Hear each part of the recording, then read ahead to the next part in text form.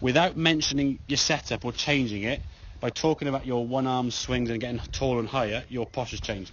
Yeah. So things have happened without you having to think about it. The less we can think, obviously, the better. Now, we've got a couple of thoughts there in terms of the swing, in terms of that foot staying down and getting the arm sort of working up there, okay? But with that feeling of the setup, with the swing being more up, you've got a better posture. You've got a bit more room for your arms to go there, because there's a bit more space there, and you look generally better there than on this side. Okay, now when the swing goes back on the left-hand side, you'll see the club going back quite low, club face now very twisted in your left arm now.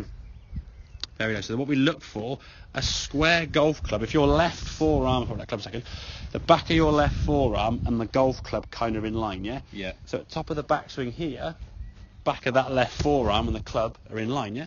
If we look at where your golf club is now, if we sort of put the back of your left forearm, which is there, and the club face is there, so your club face now is almost 90 degrees closed.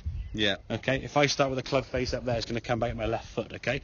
Compare that to here now, where your circle goes up higher, back of your left arm and the club face. Look at that club face position there. I mean, that's going up to the sky. That's in line, just perfectly square. So the club's going to come back now, so the arms are much higher. Your right foot now is a lot more stable. That roll in that foot there, you can see that ankle going there, so you lost a lot of stability there. This one here now is a lot more stable. Club goes up higher, right foot stays down. As a result, you come back, bosh. Let me just turn through them with a full swing. No fear of going left. There's no left in that swing at all. As the club comes back, it's slightly off a smidgen towards the toe end, so in a little bit right, but we're clutching at straws there, kind of thing, okay, compared to where it was there, really low with that left arm. Okay, club face really, really close. As you come back to golf ball now, you've got to start trying to sort of pop up and then try and hit the ball out to the right, hit the ground behind the ball, and we just scuffed it on the ground. So in a nutshell, looser with the grip, and just now you're standing taller anyway. Your posture's got much better anyway, just by the feeling of being a bigger circle. And I think as well, when you stood there with just one hand on the golf club, you kind of just stood taller. You didn't sort of go and do this. So you're trying to keep it as natural as possible. So just stand there with one arm, and in some ways, if you go to driving range and hit balls, even before you go and play a game of golf, just stand there with one club, just do that for 5 minutes. Just find the ground, find a nice low point there, get a good divot there, striking the ground, back and through, with no thought at all.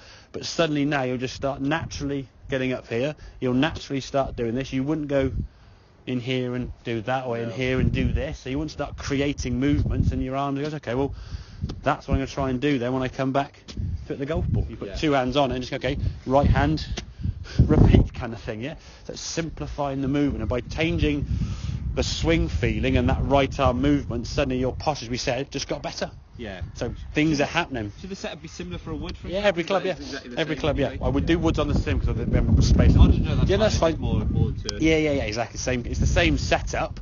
Just there's your driver, there's your 7-iron, there's your pitching wedge. It's just a little bit more angle because it's a longer club. But even there, when you did that, you could see your foot went there, and you went there. Exactly. And that, at the moment, what we would say then, Mike, is you're in kind of what we call the conscious competent.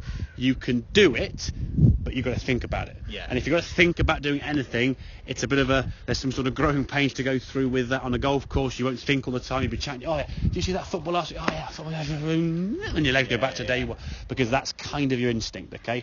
And you're swinging a golf club at 70 mile an hour. So your brain's kind of in that mode of doing this rather than, oh, what I've got to try and do. Yeah. So as best you possibly can, it's when you're down the range doing some swings with the one hand, you kind of ingrain that motion, so it becomes more the unconscious competent. You just do it like that, as you would do when you drive a car. You get in a car now, without thinking about it, you put the seatbelt on probably, and you do all the things before you drive a car. Now as a learner, okay, seatbelt on, okay, handbrakes on, clutch down, in neutral, ignition, mirror there, biting point, handbrake down, indicate.